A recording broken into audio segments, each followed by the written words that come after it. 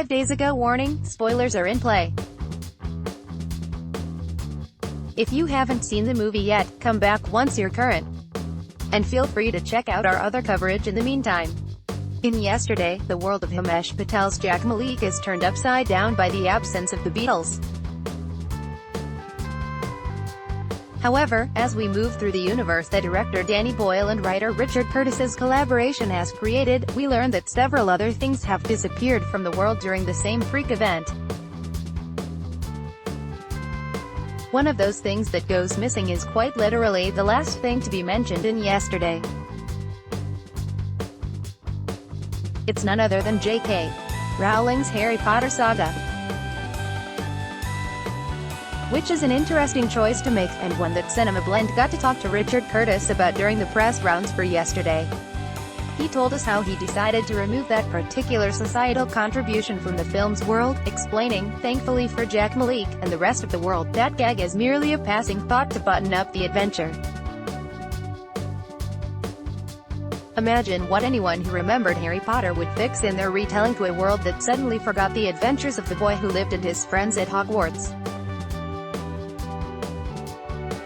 You know, someone would have written Hermione and Harry as the endgame couple, and Neville Longbottom just might have become the more important character in the franchise.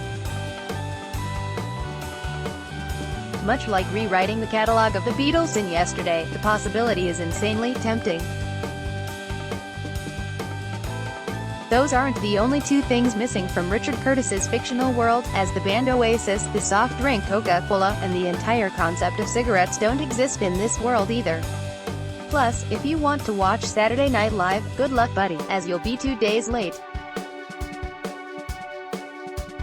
It's known as Thursday Night Live in this galaxy. You can see how much fun Curtis had in removing aspects of Yesterday's societal fabric, with some being cute nods to the film's cast, which is the case with the Thursday Night Live gag and co-star Kate McKinnon. Others, more specifically cigarettes, occupy very personal space for Richard Curtis, as he said that without those in the world he may have had his Uncle Charlie around for a little longer. So the choices in Yesterday's decision to wipe out particular constructs, including Harry Potter, were a deliberate invention that Curtis added to his version of the original script written by Jack Barth. And in working out how many times he could play that gag, he kept a special thematic calculus in mind. It's fun to try and decide just what should and shouldn't be in a high-concept fantasy world like the one Yesterday creates. The way the film deploys these gags is not only effective in the timing, it's also a fun, comedic reminder that this world is different enough than the one we're living in, but grounded enough that we can still relate.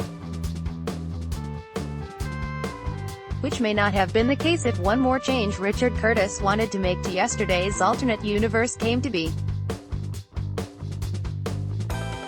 And this last one is probably the most insane, as Curtis had a whopper of an idea for how his world would differ from ours, as he's shown with past work such as The Blackadder and Mr.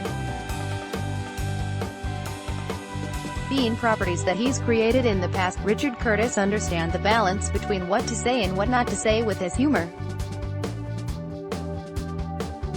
And paired with Danny Boyle's unique sense of whimsy, it's what makes Yesterday a film that plays so close to the hearts of those who let it in. Even if it proposes a world where J.K. Rowling can't explain how wizards go to the bathroom in the Harry Potter universe. Let's block ads. Why?